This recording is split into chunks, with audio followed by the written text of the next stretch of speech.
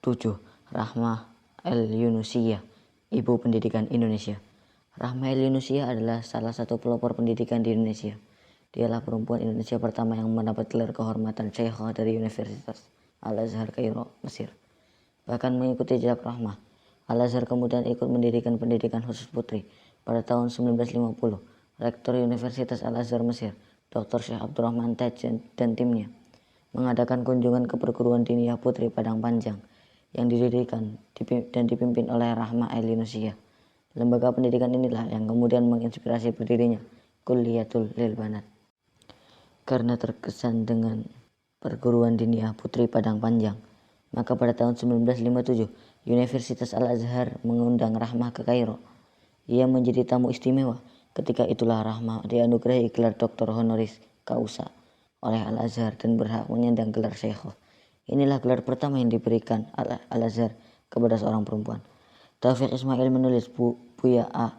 Karim Amrullah adalah tokoh Indonesia pertama yang menerima Dr. Honoris Causa dari Universitas Al-Azhar, universitas tertua di dunia. Pada tahun 1926, berdua dengan Buya Abdullah Ahmad dari Padang, tokoh ketiga adalah Etek Rahmah Al-Yunusiyah dari diniyah putri Padang Panjang pada tahun 1957. Dr. Honoris Causa keempat adalah Buya Hamka. Gelar Syekhah dari Universitas Al-Azhar adalah gelar kehormatan yang sangat tinggi dalam dunia pendidikan bagi seorang perempuan. Itu terjadi di tahun 1957. Saat Rahmah El-Yunusiyah berumur 57 tahun, Rahmah lahir di Padang Panjang pada 29 Desember tahun 1900. Tokoh dari Sumatera Barat yang lahir sekitar tahun-tahun itu diantaranya Haji Agus Salim lahir 8 Oktober 1884, Ruhana Kudus pada 20 Desember 1884, Muhammad Hatta pada 12 Agustus 1902, Muhammad Yamin pada 28 Agustus 1903, Hamka lahir pada 17 Februari 1908, Muhammad Nasir pada 17 Juli 1908. Dengan gelar Syekhah dari Al-Azhar, maka Rahmah El-Yunusiyah telah menunjukkan kelasnya sebagai ulama perempuan dan tokoh pendidikan Indonesia. Karya dan kepeloporannya dalam dunia pendidikan di Indonesia sangat fenomenal sehingga Universitas Al-Azhar mencontohnya. Sepatutnya peristiwa ini senantiasa diingat selalu oleh insan pendidikan Indonesia. Dan tidak ada salahnya jika pemberian gelar Syekhah kepada Rahmah El-Yunusiyah itu dijadikan sebagai monumentum penting kebangkitan pendidikan Indonesia. Ini prestasi besar bagi bangsa Indonesia. Momentum ini tidak kalah penting dari diraihnya gelar juara sepak bola dunia oleh Indonesia. Semoga akan terjadi beberapa tahun mendatang. Kiprah Rahmah El-Yunusiyah dalam pendirian perguruan diniyah putri Padang Panjang sangatlah menakjubkan. Upayanya ini tak lepas dari perjuangan umat Islam Indonesia yang memberikan respon terhadap pendidikan model barat yang dijalankan pemerintah kolonial. Pada usia 19 tahun Rahmah telah menjadi guru Al-Quran. Ia memiliki ilmu dan pengalaman yang cukup dalam pendirian suatu perguruan khusus untuk anak-anak perempuan. Maka pada 1 November 1923, Rahmah mendirikan perguruan diniyah putri. Ketika itu diberi nama Al-Madrasatul Diniyatul Lil Banat. Rahmah berpendirian pendidikan untuk kaum putri akan lebih maksimal jika tidak digabung dengan pendidikan laki-laki. Dengan pertimbangan tertentu, akhirnya nama perguruan diniyah putri diganti dengan Diniyah Putri School. Pada awal pendiriannya, Diniyah Putri School ini tidak memiliki gedung. Sekolah ini hanya menempati sebuah serambi sebuah masjid di dekat rumahnya. Tidak ada bangku, kursi, atau papan tulis. Para murid duduk bersila mendengarkan gurunya. Buku-buku yang dipakai berbahasa Arab dan guru-guru memberikan pelajaran dalam berbahasa Indonesia. Kemudian sekolah ini menyediakan asrama bagi remaja putri, tapi asrama itu pun masih menyewa di rumah toko. Tahun 1925, ada 60 murid yang tinggal di ruko tersebut. Tahun 1926, terjadi musibah gempa bumi di Padang Panjang dan daerah-daerah lain di Sumatera Barat. Dengan kekuatan 7,8 skala Richter, bangunan sekolah Rahmah hancur dan seorang gurunya meninggal. Namun Rahmah tidak berhenti membangun sekolahnya. Ia terus berjuang mengembangkan sekolahnya. Bahkan karena keterbatasan biaya, ia harus berkeliling di sejumlah daerah Sumatera dan Semenanjung Melayu. Meskipun terus berkembang, namun suatu ketika sekolah ini juga mengalami musibah. Tahun 1935, karena tidak mampu membayar utang, sekolah Rahmah disita pengadilan. Alhamdulillah, tokoh-tokoh Minang di Jakarta seperti Haji Agus Salim kemudian membantu penggalangan dana dan melunasi utang sekolah Rahma. Itulah sekilas kepeloporan Rahma El Yunusiyah dalam dunia pendidikan. Maka tidak berlebihan kiranya jika ia diberi gelar sebagai Ibu Pendidikan Indonesia. Kisah Rahma El Yunusiyah ini dapat dibaca lebih lanjut dalam buku berjudul Rahma El Yunusiyah dalam Arus Sejarah Indonesia, Jogja Matapadi Presindo, tahun 2021, karya Hendra Sugiantoro. Pada 2019 lalu, konsep pendidikan Rahma El Yunusiyah juga diangkat menjadi satu disertasi Doktor Pendidikan Islam di Universitas Ibnu Khaldun Bogor oleh Dr. Ali Murtadlo. Judulnya Konsep Pendidikan Perempuan Tingkat Menengah, Studi Pemikiran Pendidikan Rahma El Yunusiyah dan Perguruan Diniyah Putri Padang Panjang, Sumatera Barat. Menurut Dr. Ali Murtadlo, tujuan pendidikan Rahma El Yunusiyah adalah mencetak putri-putri muslimah berjiwa islami dan ibu pendidik yang cakap mandiri dengan 3 karakter utama: ahli ibadah dan berakhlakul karimah, kuat dan tegar sebagai mujahid Allah, serta cerdas sebagai khalifah fil ard. Tekanan pembentukan perempuan sebagai pendidik sangatlah penting.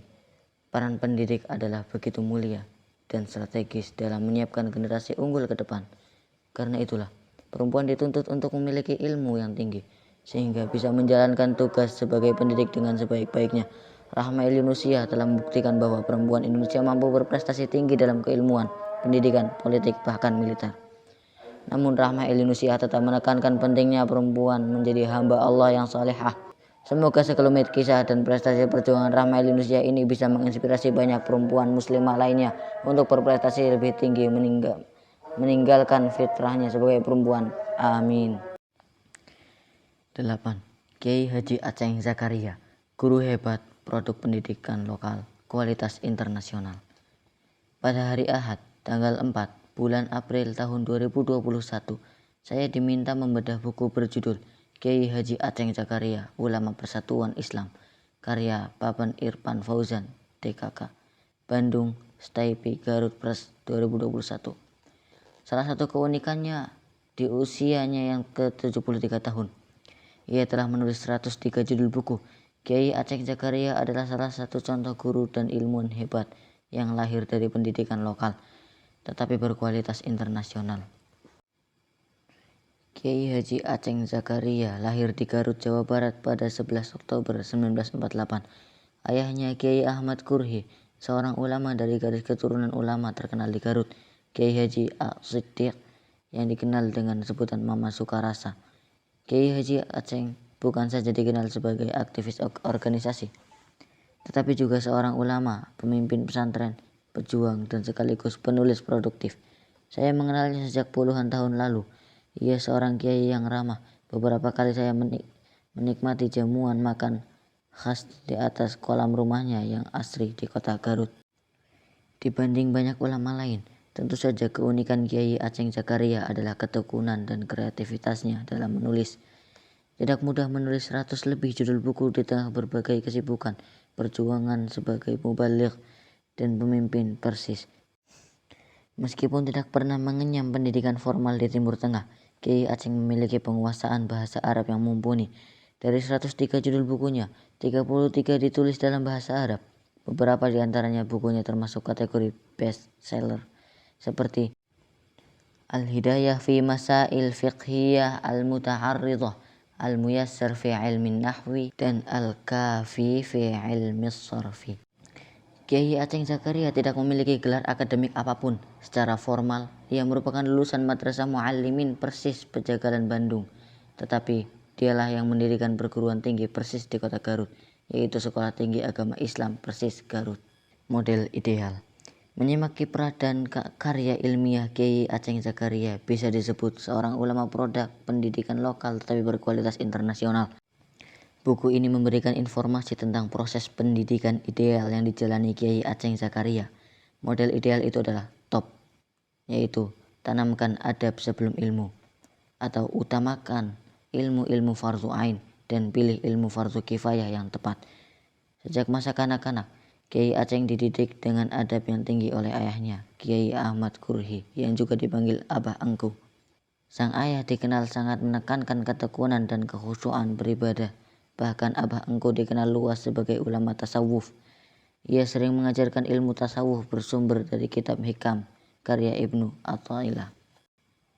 Hidup di lingkungan pesantren, di samping sekolah rakyat, Aceng kecil pun mengaji kitab-kitab kuning yang populer dari kalangan pesantren seperti Sulamut Taufiq, Safinatun Najah, Al-Ajrumiyah, Tijanud Darari, Imriti, dan lain-lain. Di kemudian hari, Kiai Aceng mengaku telah menghatamkan kitab Ihya Ulumuddin karya Imam Al-Ghazali. Di samping itu, Aceng muda pun aktif dalam organisasi PII, Pelajar Islam Indonesia. Jadi, sejak dini, Aceng telah dididik dengan adab dan ibadah yang ketat, serta memiliki pengalaman organisasi. Artinya, ia dibiasakan menjalani proses intelektualisme dan aktivisme secara seimbang. Setelah menjalani proses pendidikan adab, ibadah, dan ilmu yang baik di lingkungan keluarganya, Aceng muda kemudian dikirim orang tuanya ke pesantren Persis Pejagalan, Bandung. Sejumlah ulama mendidik anak-anaknya dengan adab dan ibadah selama di rumah. Setelah adab dan ibadahnya baik, mereka mengirim anak-anaknya ke ulama-ulama lain untuk mempelajari berbagai bidang ilmu secara mendalam. Kiai Aceng Zakaria pun mengalami proses semacam ini. Ayahnya mengirim Aceng kepada guru yang hebat di pesantren Pajagalan, yaitu Kiai Haji Abdurrahman, salah satu murid utama tokoh Persis A. Hasan. Pesantren Pajagalan sendiri didirikan oleh A. Hasan pada tahun 1936. Tujuan pesantren ini adalah mencetak kader-kader mubaligh Persis. Di pesantren Pajagalan inilah Aceng muda dididik oleh Kiai Haji Abdurrahman dengan disiplin, adab, dan keilmuan yang intensif. Waktu itu, jumlah murid di kelas Aceng Zakaria ada 5 orang. 1 di antaranya perempuan. Jumlah kelas kecil ini memungkinkan proses pendidikan berlangsung lebih efektif, khususnya dalam penanaman nilai-nilai adab. Metode pembelajarannya bukan hanya dalam bentuk klasikal, tapi juga kajian kitab secara sorogan. Banyak kitab yang dikaji. Yang utama adalah tafsir Ibnu Katsir. Model kajian seperti ini memungkinkan murid memiliki wawasan luas dalam keilmuan sekaligus melatih memahami teks secara detail. Setelah menyelesaikan pendidikannya di Madrasah Muallimin, Aceng Zakaria menuruti nasihat gurunya untuk tetap di Bandung dan menjadi guru alma maternya itu. Tahun 1971, ia mulai dipercaya mengajar tingkat ibtidaiyah dan kemudian tingkat sanawiyah. Berikutnya, Kiai Aceng juga mengajar di program Tamhidul Mubalighin. Kiai Aceng juga memiliki keahlian jual beli dan servis jam. Peran seorang Kiai Haji Abdurrahman sangat penting dalam pendidikan Kiai Aceng Zakaria. Gurunya itu memiliki kepercayaan diri yang tinggi terhadap konsep pendidikannya. Ia melarang santrinya ikut ujian persamaan atau kuliah di perguruan tinggi. Kiai Abdurrahman khawatir murid-muridnya nanti tidak mau menjadi mubaligh yang turun ke kampung-kampung mendakwahkan ajaran Islam. Dalam kitab Ta'limul Muta'allimin disebutkan bahwa kunci sukses pendidikan ada pada 3 pihak, yaitu murid, orang tua, dan guru. Proses pendidikan Kiai Aceng menunjukkan tingginya kualitas pada ketiga pihak itu. Ia bukan hanya mengambil ilmu dari guru-gurunya, terutama Kiai Haji Abdurrahman, tapi ia juga berhasil mengambil adab mereka. Jiwa guru dan jiwa pejuang ia warisi dari orang tua dan gurunya. Sukses pendidikan Kiai Aceng Zakaria tak lepas dari 2 hal penting untuk meraih ilmu yang bermanfaat, yaitu niat dan adab thalabul ilmi. Larangan gurunya untuk ikut ujian persamaan atau untuk melanjutkan kuliah di perguruan tinggi lebih dimaksudkan untuk menjaga niat ikhlas dalam mencari ilmu. Jangan sampai salah niat dalam mencari ilmu untuk mengejar harta benda dan kedudukan dunia. Konsep pendidikan ulama Kiai Haji Abdurrahman telah ditulis oleh Dr. Dewi Budiman, Rektor Sekolah Tinggi Ilmu Dakwah Muhammad Nasir, dalam disertasi doktornya di program Doktor Pendidikan Agama Islam Universitas Ibnu Khaldun Bogor.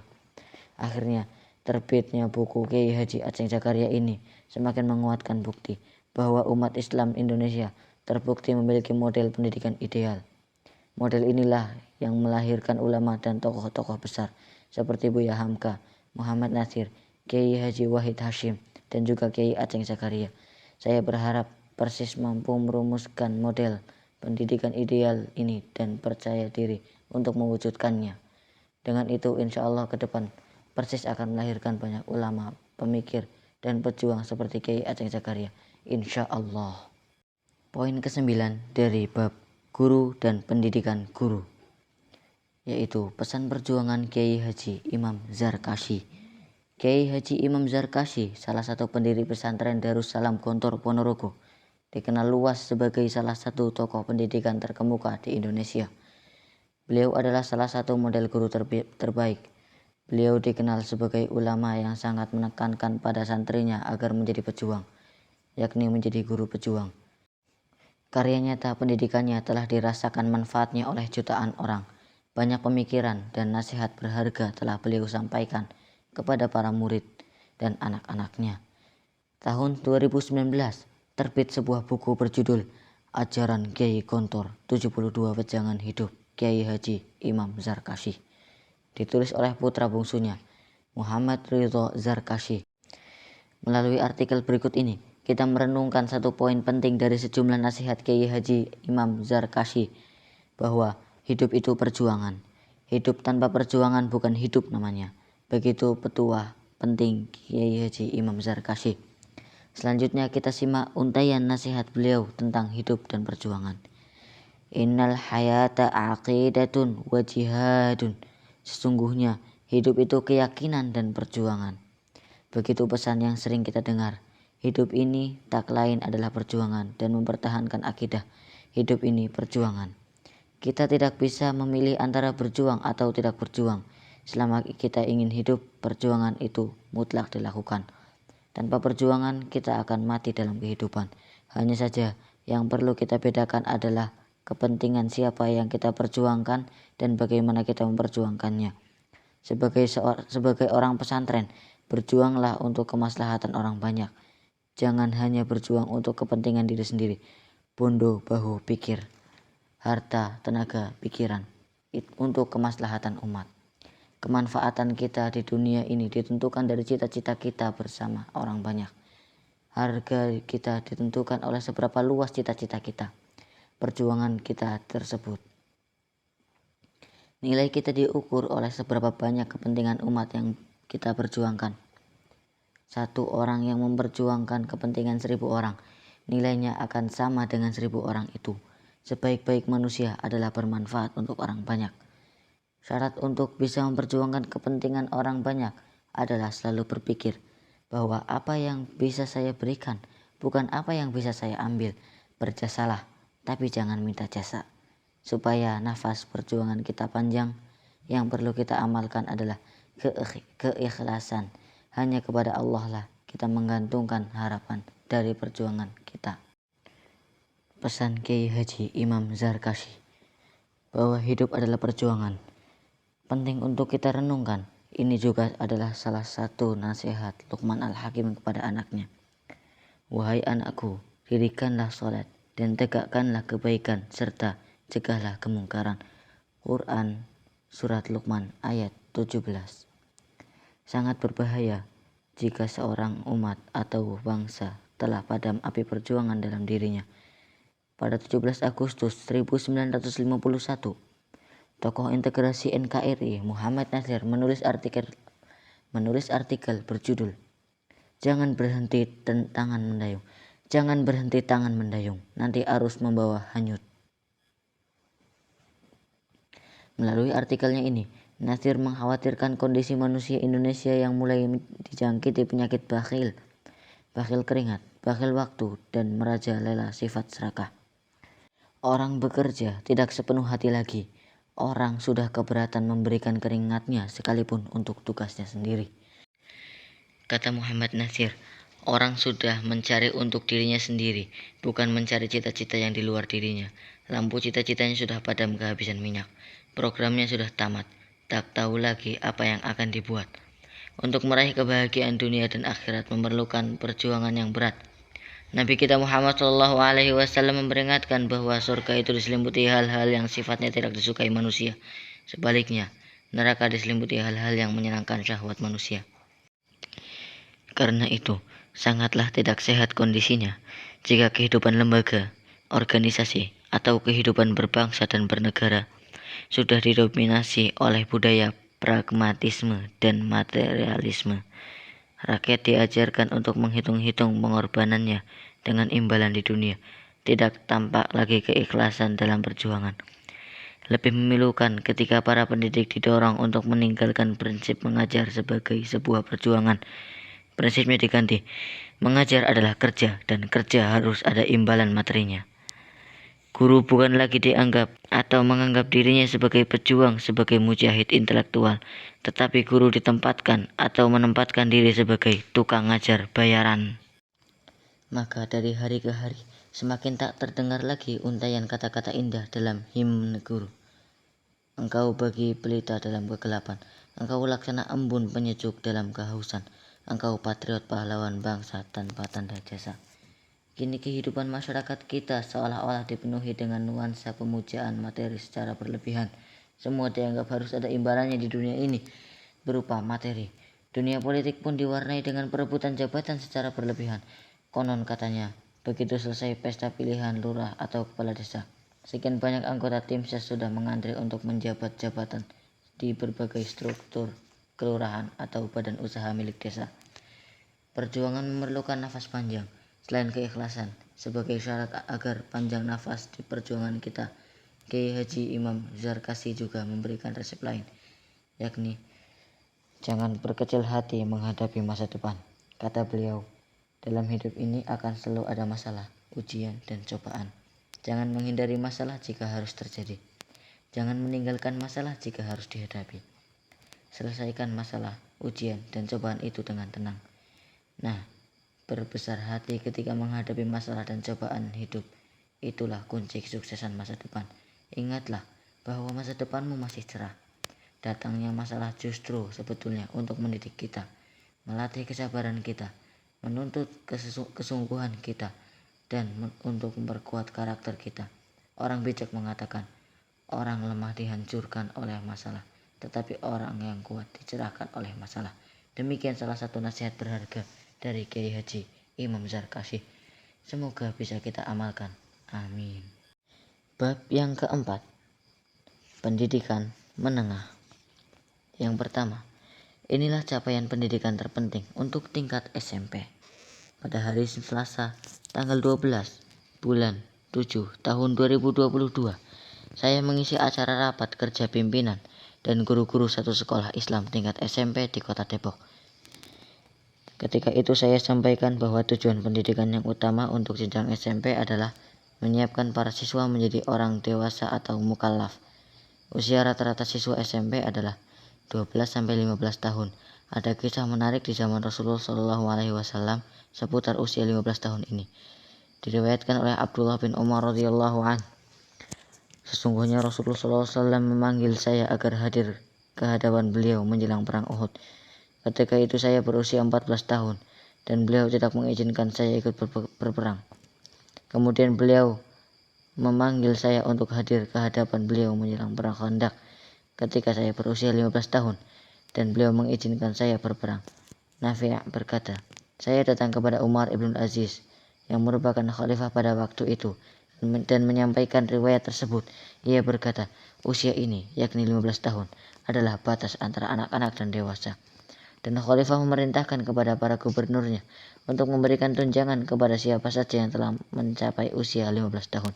Hadis riwayat Imam Bukhari. Ada juga kisah menarik di Indonesia tentang usia 15 tahun, sebagaimana dikisahkan oleh Bung Karno dalam bukunya yang berjudul Kiai Haji Ahmad Dahlan, Reformer Islam Indonesia tahun 1963. Solehin Salam menceritakan pidato Bung Karno dalam Muktamar Muhammadiyah di Jakarta pada tahun 1962. Begini petikan pidatonya.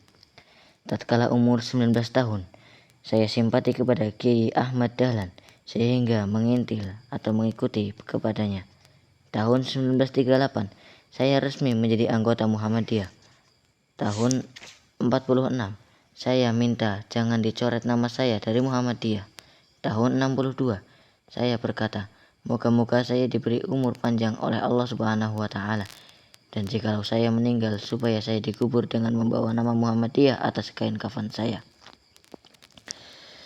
Jadi pada usia 15 tahun, Bung Karno sudah mengagumi Kiai Haji Ahmad Dahlan. Ketika itu, ia sedang mondok di rumah host Cokro Aminoto, pendiri Syarikat Islam. Ayah Soekarno memang sengaja menitipkan anaknya kepada host Cokro Aminoto agar dididik dengan benar. Itu untuk mengimbangi pendidikannya di sekolah Belanda. Tentulah Abdullah bin Umar radhiyallahu anhu telah menjalani proses pendidikan yang sangat ideal, sehingga usianya belum genap 15 tahun, tapi sudah siap untuk terjun dalam medan perang. Tetapi Rasulullah Shallallahu Alaihi Wasallam tidak mengizinkan. Barulah dalam perang Khandaq ia diizinkan untuk ikut berperang. Begitu juga seorang Soekarno. Tentu bukan pendidikan biasa-biasa saja yang dijalani oleh Soekarno. Ketika pada umur 15 tahun, ia sudah terpesona oleh ceramah-ceramah Kiai Ahmad Dahlan. Soekarno muda itu berkali-kali mengikuti tabligh Kiai Dahlan. Saya tatkala berusia 15 tahun telah buat pertama kali berjumpa dengan terpukau dalam arti yang baik oleh Kiai Haji Ahmad Dahlan, kata Presiden Soekarno. Karena itu, lanjut Bung Karno, saya ngintil-ngintil artinya mengikuti Kiai Haji Ahmad Dahlan itu. Tidak diragukan bahwa Kiai Haji Ahmad Dahlan adalah sosok hebat, tetapi juga mudah bagi anak usia belia sudah mampu mengagumi, bahkan ngintil kemana saja Kiai Ahmad Dahlan berceramah. Silahkan dibandingkan dengan anak-anak cerdas usia 15 tahun di zaman sekarang ini. Kita cermati kembali ungkapan Khalifah Umar Ibnu Abdul Aziz. Usia ini 15 tahun adalah batas antara anak-anak dan dewasa. Jadi pada saat umur 15 tahun, anak-anak itu sudah harus menyadari bahwa ia sudah dewasa. Artinya ia sudah bukan anak-anak lagi. Karena itulah pendidikan tingkat SMP, usia 12-15 tahun, harus benar-benar diarahkan agar anak siap menjadi dewasa, siap menjadi akil, baligh, atau siap menjadi mukallaf. Mukallaf adalah seorang yang sudah terbebani dengan kewajiban agama. Ketika sudah dewasa dan berakal, maka seorang mudah bertanggung jawab terhadap amalnya sendiri. Jadi muatan kurikulum terpenting dalam pendidikan tingkat SMP adalah yang terkait dengan penguatan akidah, ibadah, dan akhlakul karimah. Inilah tanggung jawab terpenting dari orang tua, guru, dan pemerintah. Rasulullah SAW bersabda, hak anak atas orang tuanya adalah agar orang tua memberi nama yang baik, tempat tinggal yang baik, dan memperbaiki adab atau pendidikan anak. Hadis riwayat Baihaqi. Dalam kurikulum Merdeka, anak-anak tingkat SMP diharuskan mengikuti berbagai pelajaran agar mereka menjadi pelajar Pancasila. Pelajar Pancasila harus memiliki keimanan, ketakwaan, dan akhlak yang baik. Silahkan saja anak SMP diajari berbagai mata pelajaran, tetapi jangan lupakan capaian pendidikan yang terpenting, yakni para pelajar itu harus sudah siap menjadi mukallaf. Mereka harus mampu menjaga imannya, menjalankan ibadah dengan benar, dan juga memiliki akhlak mulia. Wallahu a'lam bishawab. Depok, 13 Juli 2022. Yang kedua, beginilah sepatutnya anak-anak SMA berpikir.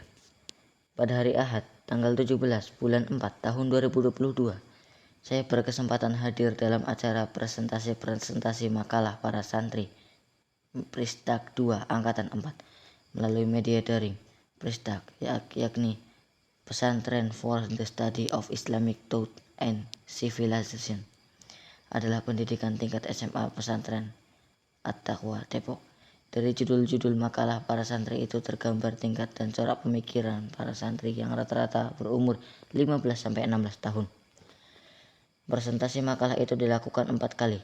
Pada 9 April tahun 2022, tampil 5 santri Pristak. Nama dan judul makalahnya adalah: yang pertama, Fawaz Ziyad El-Hakim, guru dalam konsep pendidikan Kiai Hajar Dewantara. Yang kedua, Khalis Ines Tabita, peran orang tua tokoh Islam di balik kesuksesan mereka. 3. Cut Aisyah Kinanti, kritik terhadap pemikiran Abraham Kekir tentang Al-Quran. 4.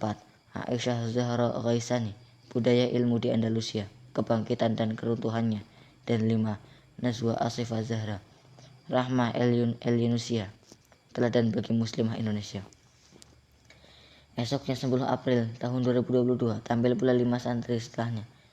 6. Najwa Khadijah Fadila, pesan pendidikan Imam Al-Ghazali, kajian kitab Bidayatul Hidayah.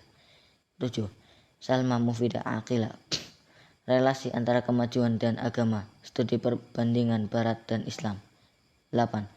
Fata Mubina Aziza, Keumalahayati, keteladanan dan perjuangan. 9. Salma Kamila Santosa, menepis tuduhan Ahmad Amin terhadap kredibilitas Abu Hurairah radhiyallahu anhu. 10.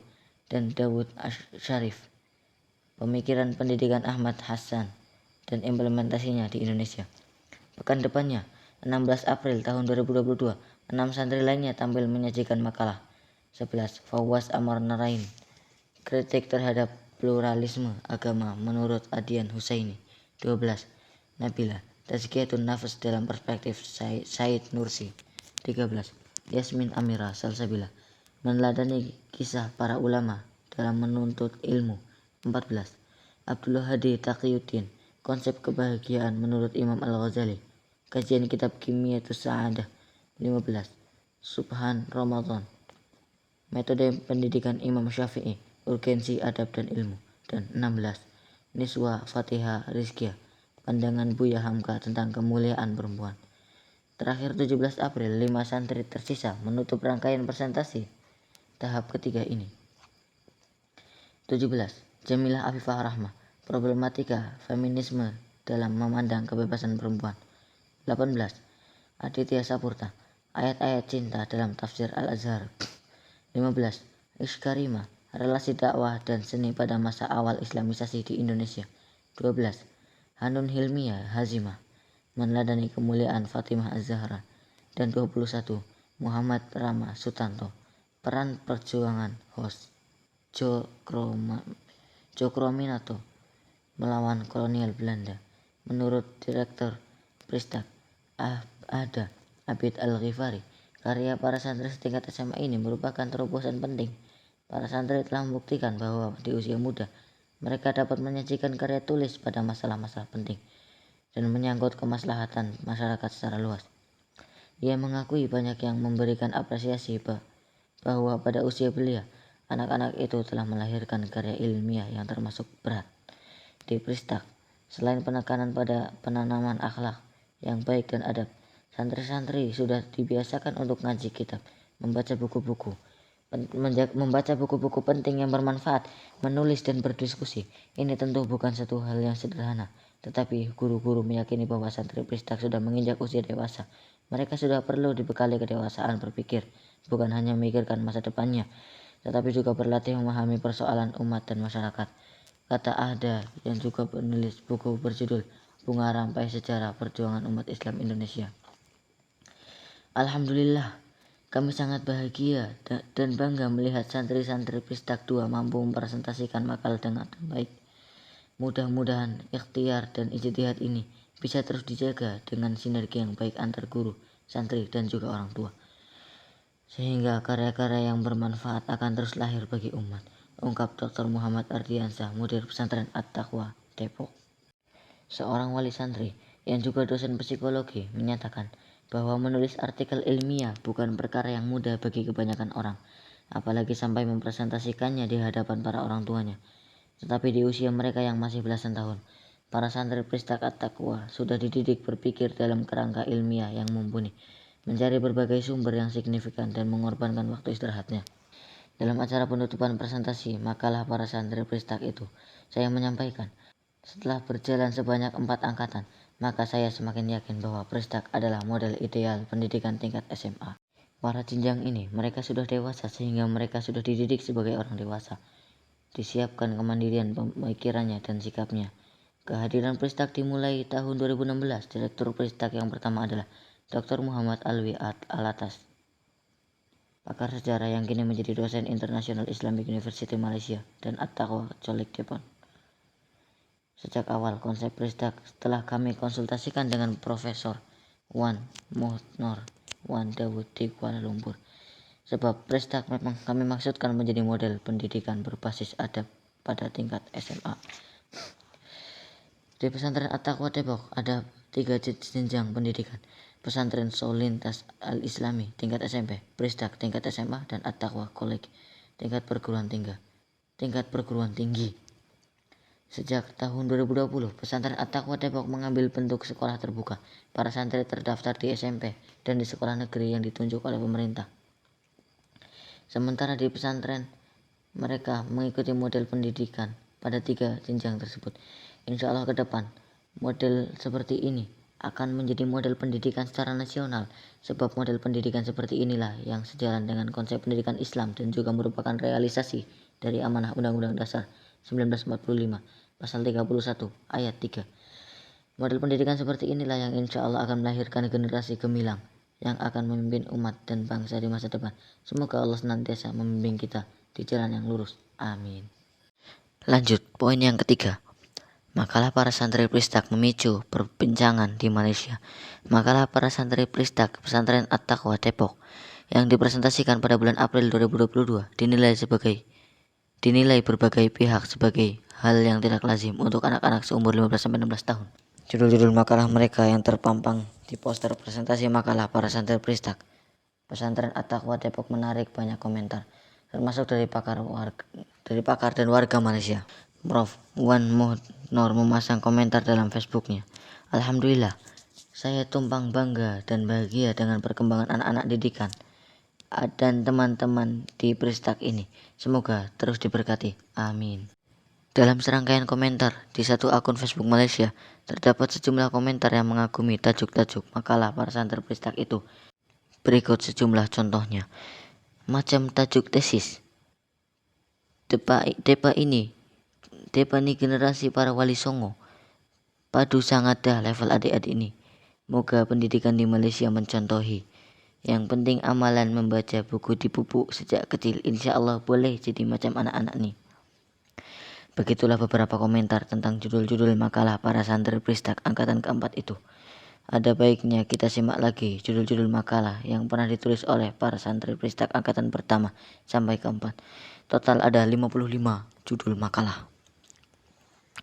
Angkatan pertama, 4 santri Pristak yang menulis makalah dan keempatnya dipresentasikan di hadapan sejumlah dosen dan mahasiswa Indonesia di kampus IEUM Kuala Lumpur tahun 2016. Judul-judulnya yang pertama, Abdul Somad Al-Falimbanis, Konsep The Solution of Muslim Internal Problem, Fatin Madini. 2. Kritik The Hurlogs Teenagers Theory, Faris Ranadi. 3. The Sacralization of Literature, Zain ad-Din. 4. Studi komparatif antara tafsir Syekh Nawawi Al-Bantani dan tafsir kelompok liberal Muhammad Musa. Sementara untuk santri Pristak angkatan kedua tahun 2017 ada 8 makalah yang terpilih untuk dipresentasikan di IEUM Kuala Lumpur dengan judul yang pertama, Pemuda Islam di Era Disrupsi, Tantangan, Harapan, dan Agenda. 2. Politik Beradab dalam Pengalaman dan Pandangan Muhammad Nasir. 3. Wacana kesetaraan gender dalam timbangan adab. 4. Belajar sains Islam dari Imam Al-Ghazali. 5.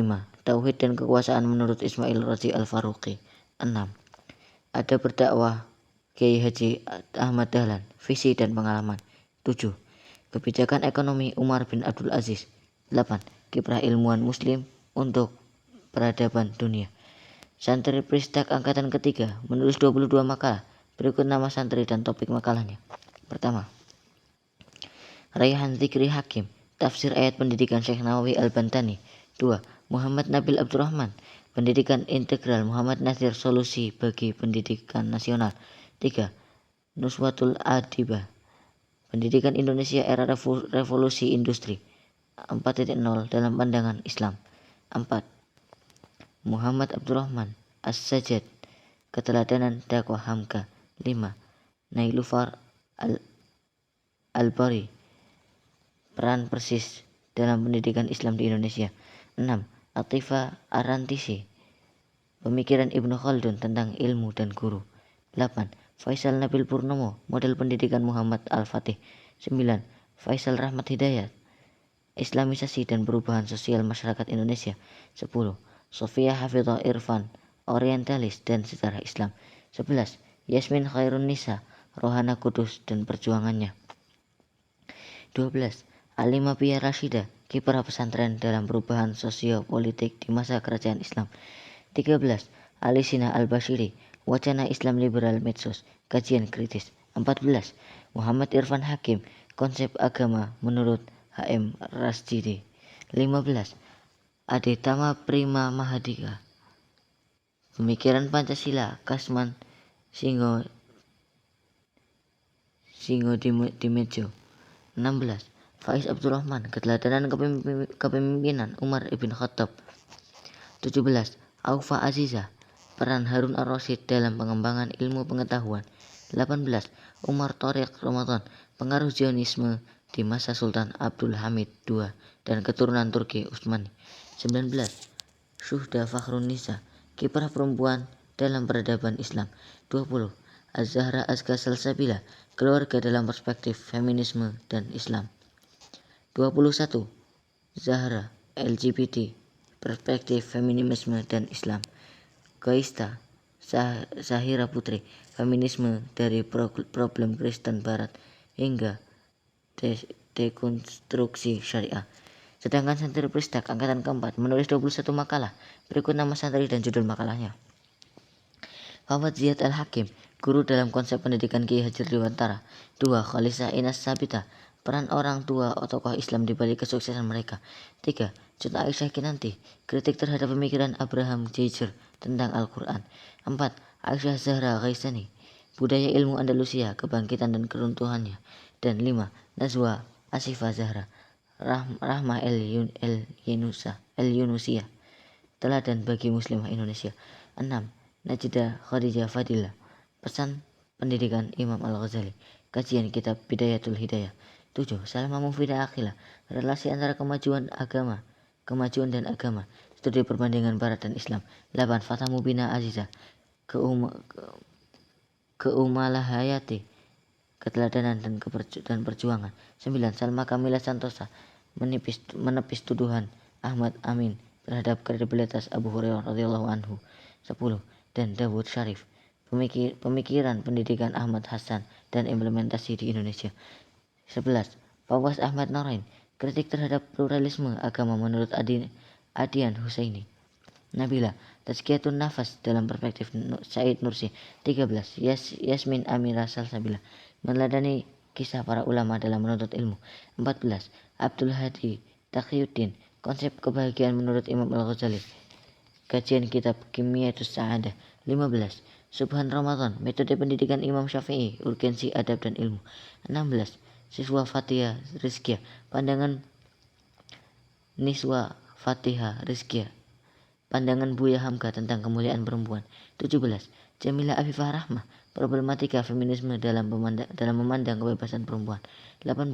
Aditya Sapura, ayat-ayat cinta dalam tafsir Al-Azhar. 19. Ishkarima, relasi dakwah dan seni pada masa awal Islamisasi di Indonesia. 20. Hanun Hilmiah Hazimah, meneladani kemuliaan Fatimah Az-Zahra. Dan 21. Muhammad Rama Sutanto, peran perjuangan host Cokroaminoto dalam melawan kolonial Belanda. Pristak adalah pesantren for study Islamic thought and civilization. Para santri Pristak yang menulis makalah itu rata-rata sudah berumur 15 sampai 16 tahun. Jadi mereka sudah akil baligh, sudah dewasa dan sudah mukallaf. Itu artinya mereka sudah harus mandiri dalam pemikiran dan amaliyahnya. Mereka bukan lagi anak-anak, karena mereka itu harus disiapkan untuk hidup mandiri, khususnya dalam pemikiran, sikap dan perilaku kehidupan. Karena itulah sejak tingkat SMP At-Taqwa, pesantren Saulin Al-Islami, mereka sudah mengkaji puluhan kitab tentang akidah, syariat, sejarah, akhlak atau adab, dan pemikiran kontemporer. Jadi penulis makalah serius adalah kelanjutan dari aktivitas pendidikan pesantren At-Taqwa Depok yang menekankan pada pendidikan berbasis adab, khususnya dalam sosial keilmuan. Mereka juga diberikan pelajaran jurnalistik sejak tingkat SMP.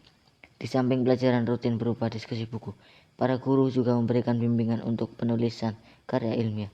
Jadi sebenarnya apa yang dihasilkan oleh para santri Pristak itu adalah hal yang sewajarnya. Hanya saja masalahnya saat ini pendidikan tingkat SMP didominasi oleh latihan menjawab soal-soal ujian untuk bisa diterima di perguruan tinggi favorit. Akibatnya, pemikiran-pemikiran tentang akidah, syariah, sejarah, pendidikan, dan filsafat sains dianggap tidak penting atau sama sekali tidak terpikirkan. Wallahu a'lam bishawab. Poin yang keempat, akhirnya pemerintah merombak kurikulum pendidikan SMA. Selasa 21 bulan 12 2021. Situs berita detik.com memulai judul beritanya yang mengejutkan banyak warga masyarakat. Judulnya, pengumuman kurikulum baru, tidak ada lagi jurusan IPA, IPS, dan bahasa. Kata pejabat Kemendikbud, ini bukan kurikulum 2022, tapi kurikulum prototipe. Menurut Kepala Badan Standar, Kurikulum, dan Asesmen Pendidikan Kementerian Pendidikan, Kebudayaan, Riset, dan Teknologi Kemendikbudristek Anindito Aditomo, sekolah dapat menggunakan kurikulum prototipe sebagai alat untuk melakukan transformasi pembelajaran. Kurikulum prototipe tidak disebut sebagai kurikulum 2022 karena pada tahun 2002 sifatnya opsional. Kurikulum prototipe hanya akan diterapkan di satuan pendidikan yang berminat untuk menggunakan sebagai alat untuk melakukan transformasi pembelajaran, kata Nino pada Detik Edu. Nino menjelaskan kurikulum prototipe dirancang untuk memberi ruang lebih banyak bagi pengembang karakter dan kompetensi siswa di jenjang SMA. Sambungnya, hal ini berarti memberi kesempatan pada siswa untuk menekuni minatnya secara lebih fleksibel. Ia menambahkan, karena itu alih-alih dikotakkan ke dalam jurusan IPA, IPS, dan bahasa, siswa kelas 11 dan 12 tidak boleh meramu sendiri kombinasi mata pelajaran yang sesuai dengan minatnya. Misalnya, siswa yang ingin menjadi insinyur akan boleh mengambil matematika lanjutan dan fisika lanjutan tanpa mengambil biologi. Ia boleh mengkombinasikan itu dengan mata pelajaran IPS, bahasa, dan kecakapan hidup yang sejalan dengan minat dan rencana karirnya, kata Nino mencontohkan. Kombinasi mata pelajaran yang akan diambil, kata Nino, melibatkan peran guru BK, ada Kepmen, keputusan menteri tentang sekolah penggerak yang menjelaskan kurikulumnya, imbuhnya. Sebagai gambaran, kurikulum prototipe dijabarkan dalam keputusan Mendikbudristek nomor 162 per M per 2021 tentang sekolah penggerak. Beberapa poin kurikulum prototipe diantaranya sebagai berikut. Untuk kelas 1 SMA, mata pelajaran sama dengan di SMP. Siswa kelas 10 akan mengikuti mata pelajaran umum yang sama dengan di SMP. Sekolah dapat menentukan perorganisasian pembelajaran IPA atau IPS. Adapun mata pelajaran kelas 10 sebagai berikut. Pertama, pendidikan agama atau kepercayaan dan budi pekerti sesuai keyakinan dan kepercayaan. 2, pendidikan Pancasila dan kewarganegaraan. 3, bahasa Indonesia. 4, matematika. 5, IPA, fisika, kimia, biologi. 6, IPS, sosiologi, ekonomi, dan sejarah. Geografi. 7, bahasa Inggris. 8, pendidikan jasmani, olahraga, dan kesehatan. 9, informatika. 10, pilihan minimal 1, seni musik, seni rupa, seni teater, seni tari, prakarya. 11, muatan lokal. Adapun untuk kelas 11 dan 12 tidak ada jurusan IPA, IPS, dan bahasa. Kelompok mata pelajaran di kelas 11 dan 12 dibagi menjadi 5 kelompok utama, yaitu: yang pertama, kelompok mapel umum, wajib diikuti semua siswa.